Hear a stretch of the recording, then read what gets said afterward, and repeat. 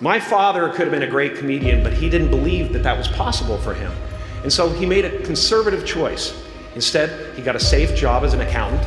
And when I was 12 years old, he was let go from that safe job. And our family had to do whatever we could to survive. I learned many great lessons from my father, not the least of which was that you can fail at what you don't want.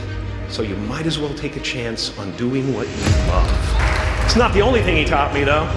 You know, I watched the effect of my father's love and humor and how it altered the world around me. And I thought, that's something to do. That's something worth my time. It wasn't long before I started acting up, and people would come over to the house and they'd be greeted by a 7-year-old throwing himself down a large flight of stairs. They would say, "What happened?" And I would say, "I don't know, let's check the replay." I'd go back to the top of the stairs and come back down in slow motion. It was a very strange household.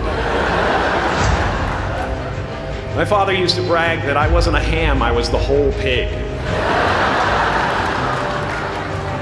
And he treated my talent as if it was his second chance.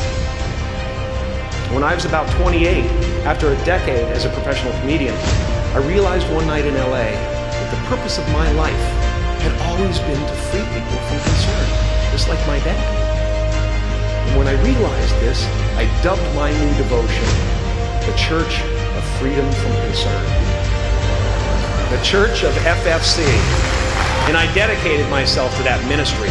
What's yours? How will you serve the world? What do they need that your talent can provide? That's all you have to figure out. As someone who's done what you're about to go and do, I can tell you from experience, the effect you have on others is the most valuable currency there is. Because everything you gain in life will rot and fall apart, and all that will be left of you is what was in your heart. My choosing to free people, my choosing to free people from concern got me to the top of a mountain. Look where I am. Look what I get to do. Everywhere I go. I'm going to get emotional because when I tap into this, it really is extraordinary to me. I did something that made people present their best selves to me wherever I go. I am at the top of the mountain, and I was, and the only one I hadn't freed was myself, and that's where my search for identity began. I wondered who I'd be without my fame. Who would I be if I said things that people didn't want to hear? Or if I defied their expectations of me? What if I showed up to the party without my Mardi Gras mask and refused to flash my breasts for a handful of beans?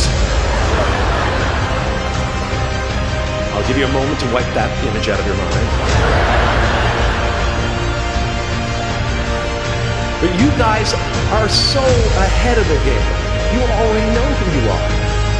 And that peace that we're after lies somewhere beyond personality, beyond the perception of others, beyond invention and disguise, even beyond effort itself. You can join the game, fight the wars, play with form all you want, but to find real peace, you have to let the armor go. Your need for acceptance can make you invisible in this world. Don't let anything stand in the way of the light that shines through this form. Risk being seen in all of your glory.